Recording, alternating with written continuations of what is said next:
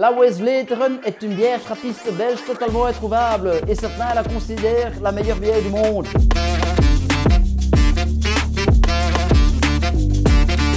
Même pour les Belges officiels qui habitent dans le plat pays qui est le mien, c'est très difficile de la dégoter. Ou alors vous la trouvez à des prix de dealers de drogue. L'histoire de cette bière est rocambolesque les amis. En 1945, juste après la Seconde Guerre mondiale, les moines de Westvleteren cèdent à Saint-Bernardus la fabrication de leur bière. En gros, les moines, ils faisaient plus rien et ils avaient laissé ces gens de Saint-Bernardus, qui est une brasserie tout à fait officielle, le soin de brasser leur bière, la Westvleteren. Cela dure jusqu'en 1992. Et là, les moines ne renouvellent pas la concession. Pourquoi? Because ils risquaient de perdre le statut de bière trappiste. Parce qu'au début des années 90, on a fixé des nouvelles règles pour être bière trappiste et il fallait que la bière soit brassée dans l'enceinte de l'abbaye par les moines à peu près eux-mêmes. Donc forcément, s'ils la faisaient brasser par quelqu'un d'autre, ils étaient chocolat bleu pâle. Ils n'étaient plus une bière trappiste. Jusque-là, tout va bien, comme disait Marie-Antoinette quand tu lui coupais les cheveux. Mais les moines de Saint-Bernardus, ils n'ont pas arrêté de brasser la bière du jour au lendemain. Ils ont continué à brasser la bière qu'ils brassaient avant. Sauf qu'ils ne pouvaient plus l'appeler Westvleteren et donc ils l'ont appelé Saint-Bernardus ABT. Et le titre 10% comme de juste. L'image de l'abbé rigolard et rondouillard fait un peu bière pour les enfants, mais enfin techniquement c'était la même bière en 1992 quand la concession a été récupérée par les moines. Depuis, les moines ont affirmé qu'ils avaient un tout petit peu changé la recette et qu'ils n'avaient pas dit à Saint-Bernardus comment la recette avait évolué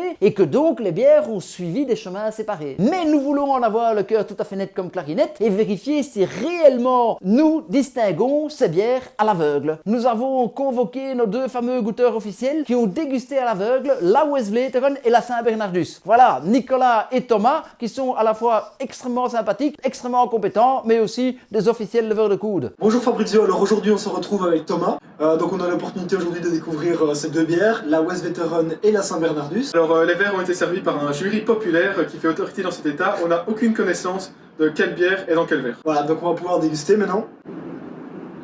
Fabrizio? Ça tape, hein?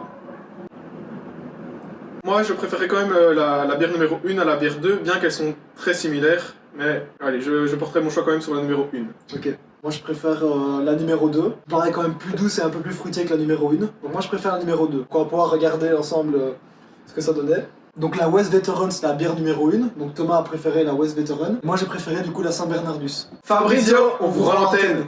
Comme vous le remarquez, il est très difficile à l'aveugle de pouvoir se déterminer entre la Westvleteren et la Saint-Bernardus, quand bien même vous savez que ce sont exactement ces deux bières-là qui se trouvent sous le chapeau. Et la conclusion à laquelle on arrive est tout à fait raccord avec ma petite expérience de dipsomane professionnel. Chaque fois que des amis se sont amusés à me faire à l'aveugle un test entre deux bières où il y avait la Saint-Bernardus et la Westvleteren, c'était presque impossible à savoir laquelle était l'une et l'autre, et c'était aussi très difficile de savoir laquelle on préférait. En conclusion de la morale de la fable, la Westvleteren est peut-être la meilleure bière du monde, mais la Saint-Bernardus lui ressemble comme deux gouttes d'eau. Deux gouttes d'eau, parlant de bière, fallait l'inventer celle-là. Salut,